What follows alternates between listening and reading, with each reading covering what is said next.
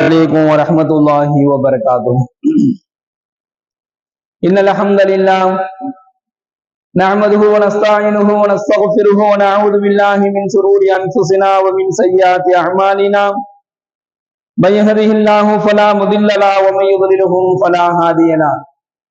ونشهد أن لا إله إلا الله وحده لا شريك له ونشهد أن محمدا عبده ورسوله. أما بعد ربنا لا تجعلنا فتنة للقوم الظالمين ونجنا برحمتك من القوم الكافرين. எங்கள் இறைவா, உன்னுடைய அருளால் உன்னை நிராகரிக்கக்கூடிய அந்த கூட்டத்தார்களை விட்டு எங்களை காப்பாற்றுவாயாக. எல்லாம் வல்ல இறைவன் அல்லாஹ்வை நிராகரிக்கக்கூடிய அந்த கூட்டத்தார்களை விட்டும், அல்லாஹ்வினுடைய கட்டளைகளை நிராகரிக்கக்கூடிய அந்த கூட்டத்தார்களை விட்டும் ரப்புல் ஆலமீன் நம்மையும் நம் சந்ததிகளையும் பாதுகாத்து அருள் புரிவானாக. கண்ணியமிக்க அல்லாஹ்வின் நல்லடியார்களே, சகோதரர்களே, எல்லாம் வல்ல இறைவன் தன்னுடைய திருமறையிலே கூறி காண்பிக்கின்றான், மன் கான யுரீது ஸவாபத் துன்யா ஃபஇந்தல்லாஹ்.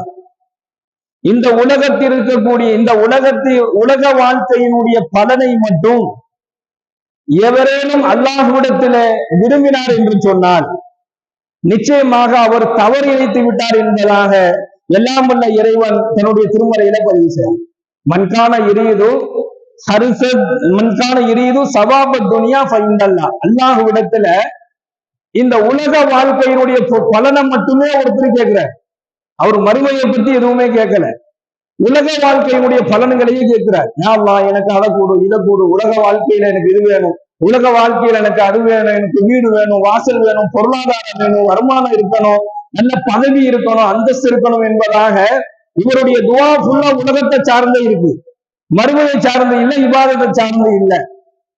முழுக்க சவாபத் துனியா, உலகத்தினுடைய பலனை மட்டுமே அவர் அல்லாஹ்வை கேட்கிறார். அப்படி கேட்டார் அப்படின்னு சொன்னா அல்லாஹ் சொல்றான், அவர் தவறு இழைத்து விட்டார் என்பதாக அல்லாஹ் சொல்றான். பெருமானார் ஸல்லல்லாஹு அலைஹி வஸல்லம் அவங்க சொல்றாங்க, அல்லாஹ் யாருடைய துவாவை ஏற்றுக்கொள்வான் என்று சொன்னால், யாருடைய துவாவுல இம்மை மறுமை ரெண்டுமே இருக்குதோ. அதனாலதான் பெருமானார் துவாவை நமக்கு இப்படி கற்றுக் கொடுத்தாங்க, ரப்பனா ஆத்தினா ஃபித் துன்யா ஹஸனத்தன் வ ஃபில் ஆখিরাতি ஹஸனத்தன். ஒவ்வொரு நபிமார்கள் ஒரு வகையான துவாவை அல்லாஹ்வை கேட்டாங்க. இது நாயகம் ஸல்லல்லாஹு அலைஹி வஸல்லம் கேட்ட துவா தான் இது. ரப்பனா ஆத்தினா ஃபித் துன்யா ஹஸனத்தன் வ ஃபில் ஆখিরাতি ஹஸனத்தன். உலக வாழ்க்கையிலையும் மறுமை வாழ்க்கையிலையும் எனக்கு நீ என்ன செய்ய, எனக்கு நீ நல்லதை வழங்குவாயாக என்பதாக அந்த துவாவை கேட்கிறாங்க. அப்ப ஸல்லல்லாஹு அலைஹி வஸல்லம் அவங்க சொல்றாங்க, யாருடைய துவாவுல உலக தேவை மட்டுமே இருக்குமோ, உலகத்தினுடைய பலன் உலகத்தினுடைய தேவைகள் மட்டுமே இருக்குமோ, அந்த துவாவை அல்லாஹ் ஏற்றுக்கொள்ள மாட்டான். அல்லாஹ் சொல்றான், சவாபத் துனியா வல் ஆখিরা. என்னிடத்துல ரெண்டு இருக்குது, என்னிடத்துல இரண்டுமே உள்ளது. உலகத்தினுடைய பலனை நீங்க கேட்டாலும் அதை என்னால கொடுக்க முடியும். அதே போன்று வல் ஆখিরা, ஆখিরাத்தினுடைய பலனும் என்னிடத்துலதான் இருக்குது. அதனால நீங்க எதை கேட்டாலும் என்னிடத்துல இந்த ரெண்டையுமே கேளுங்கிறாங்க. உலகத்தையும் கேளுங்க, உலகத்தை கேட்க வேணாம்னு சொல்லல, உலக வாழ்க்கையை கேட்க வேணாம்னு சொல்லல, உலகத்துல எல்லாத்தையும் கேட்பதற்கு அல்லாஹ் அனுமதி கொடுக்குறான். ஒரு வசதி வாய்ப்பை ஏற்படுத்தி கொடுறா அல்லாஹ் அப்படின்னு கேட்கறது தப்பான்னு சொன்னா கிடையாது, நம்ம கிடையாது. அல்லாஹ்ட்ட கேட்கலாம், யாரெல்லாம் எனக்கு வசதியை கொடு, எனக்கு பொருளாதாரத்தை கொடு, எனக்கு வசதியை கொடு, நான் நல்லா வாழணும், எனக்கு நல்ல வீடு வேணும், நல்ல வீடு வாசல் வேணும் என்பதாக வசதியை கேட்பதை அல்லாஹ் விரும்ப மாட்டேன்னு சொல்லலாம். காரணமா அல்லாஹ் கேட்க சொல்றான். ஸல்லல்லாஹு அலைஹி வஸல்லம் சொல்றாங்க, ஒருவர் அல்லாஹ்விடத்துல வசதி வாய்ப்பை கேட்டுட்டு அந்த வசதி வாய்ப்பை அல்லாஹ் எனக்கு வழங்குவான் என்கிற நம்பிக்கையோடு காத்திருக்கிறார், அவர் காத்திருக்கக்கூடிய காலமெல்லாம் அவருக்கு நன்மை உண்டு என்பதாக பெருமானார் ஸல்லல்லாஹு அலைஹி வஸல்லம் சொல்லி காண்பிக்கின்றார்கள். அப்போ உலக வாழ்க்கையை கேட்பது தவறல்ல, உலகத்தினுடைய தேவைகளை கேட்பது தவறல்ல. ஆனா அதை மட்டுமே நீங்க கேட்காதீங்க. சவாபத் துனியா வல் ஆখিরা, என்னிடத்துல இந்த ரெண்டுமே இருக்குது, ரெண்டு பலனுமே என்னிடத்துலதான் இருக்குது. எனவே நீங்க ரெண்டையுமே கேளுங்க என்பதாக அல்லாஹ் சொல்லிட்டு, வகான அல்லாஹ் சமீஅன் பஸீரா, நிச்சயமாக அல்லாஹ் கேட்கக்கூடியவனாகவும் மிக கூர்ந்து உங்களை கவனிக்கக்கூடியவனாகவும் இருக்கிறான் என்பதாக இந்த வசனத்தினுடைய முடிவில அல்லாஹ் சொல்றான். இப்ப கண்ணியமிக்க அல்லாஹ்வின் நல்லடியார்களே, சகோதரர்களே, உலகத்தை மட்டுமே யார் தன்னுடைய துவாவுல முன் வைக்கிறாங்களோ அந்த துவா ஏற்றுக்கொள்ளப்படாது. இது யாருடைய துவாவா இருக்குன்னு சொன்னா, இறை நிராகரிப்பாளர்களுடைய இறை நிராகரிப்பாளருடைய பிரார்த்தனை தான் இப்படி இருக்கும். அவங்க தான் உலகம் சார்ந்தே போவாங்களே தவிர மறுமை சார்ந்து அல்லாஹுவை சார்ந்து அவங்க போக மாட்டாங்க. யாரு அல்லாஹுவை நிராகரிக்காதவர்கள் அப்படின்னு சொன்னா அவர்களுடைய துவாவுல அதிகமாக மறுமை இருக்கும், உலகம் இருக்காது. உலகம் அதிகமா இருக்க மறுமை தான் இருக்கும். மறுமையினுடைய வாழ்க்கை, மறுமையில கிடைக்கக்கூடிய அந்த நிம்மதியான அந்த வாழ்க்கையை தான் அவங்களுடைய துவாவுல அவங்க முன்வைப்பாங்க.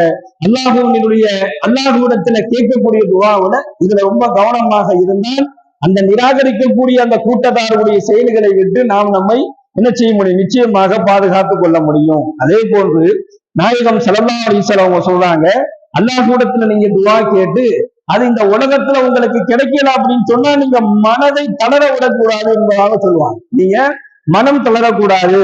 உலகில் கிடைக்கக்கூடிய பலன்கள் இருக்குது, உலக வாழ்க்கையில கிடைக்கக்கூடிய சந்தோஷங்கள் இருக்குது, உலக வாழ்க்கையில கிடைக்கக்கூடிய எல்லா விதமான பொருளாதாரமா இருக்கட்டும் எல்லாமே உங்களுக்கு நிரந்தரமானது கிடையாது. ஆனா மறுமை நாளில உங்களுக்கு கிடைக்கக்கூடிய எல்லாமே நிரந்தரமானது.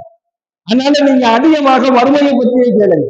மறுமை வாழ்க்கை தான் உங்களுக்கு நிரந்தரமானது. அங்க எதை அல்லாஹ் கொடுக்குறானோ அது நிரந்தரமா உங்க கூடயே இருக்கும், அது உங்களை விட்டு போவாது. ஆனா உலக வாழ்க்கையில உங்களுக்கு எதை அல்லாஹ் கொடுக்குறானோ அது உங்களுக்கு நிரந்தரமா இருக்க முடியும். நாமே நிரந்தரம் அல்ல, நீங்களே நிரந்தரம் அல்ல. எனவே கொடுப்பது எதுவுமே நிரந்தரமாக இருக்காது. நீங்கள் மறு உலகத்தையும் அதிகமாக கேளுங்கள் என்பதாகவும் நபிகள் நாயகம் ஸல்லல்லாஹு அலைஹி வஸல்லம் சொல்லி காண்பிக்கின்றார்கள்.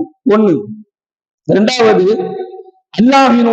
அல்லாஹ் இந்த மனிதர்களை புகழ்கின்றான். ஸல்லல்லாஹு அலைஹி வஸல்லம் சொல்றாங்க, யாருகிட்ட?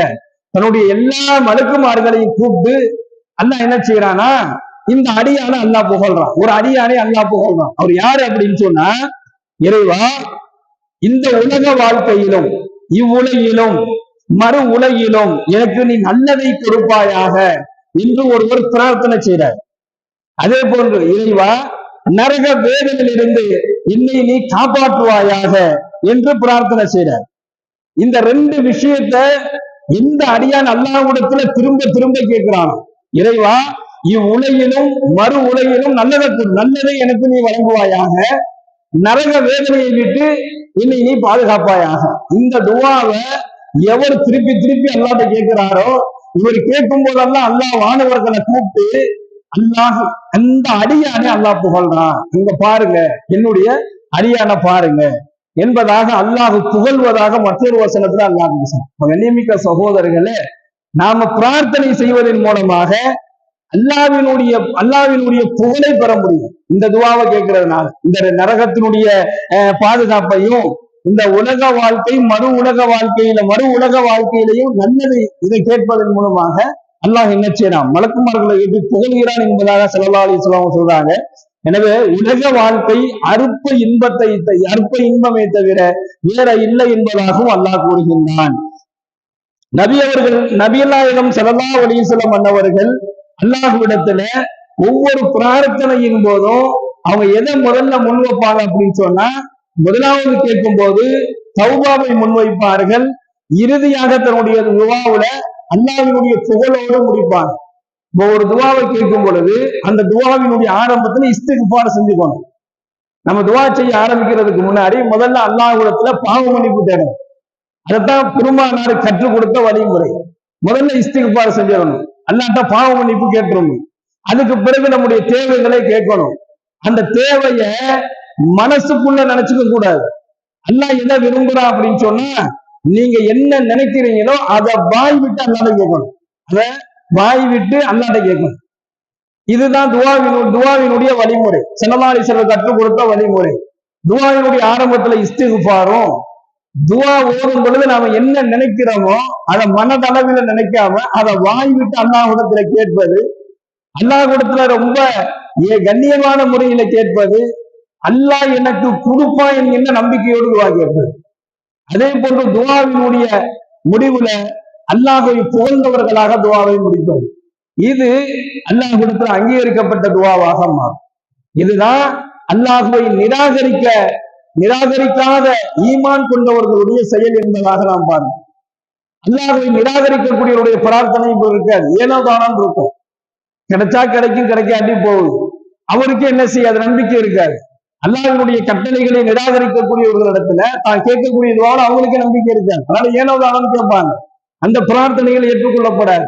ஒரு இறை நம்பிக்கையுடைய துவா எப்படி இருக்கும்னா, நான் கேட்டா எனக்கு அல்லாஹ் கொடுப்பான் என்கின்ற நம்பிக்கையோடு என்ன செய்வார், அவரு துவா கேட்பாரு. எல்லாம் வல்ல இறைவன் நாம் கேட்கக்கூடிய எல்லா துவாக்களையும் அல்லாஹ் பரிபூர்ணமாக அங்கீகரித்துக் கொள்வானாக. வாயுதாவான அவனில் அல்ஹம்துலில்லாஹி ரப்பில் ஆலமீன். அஸ்ஸலாமு அலைக்கும் வரஹ்மத்துல்லாஹி வபரகாத்துஹு. சுப்ஹானல்லாஹி வபிஹம்திஹி சுப்ஹானக்கல்லாஹும்ம வபிஹம்திக வஅஷ்ஹது அல்லா இலாஹா இல்லா அன்த வனஸ்தக்ஃபிருக வனதூபு இலைக். சுப்ஹான ரப்பிக ரப்பில் இஸ்ஸத்தி அம்மா யசிஃபூன் வஸலாமுன் அலல் முர்ஸலீன் வல்ஹம்துலில்லாஹி ரப்பில் ஆலமீன்.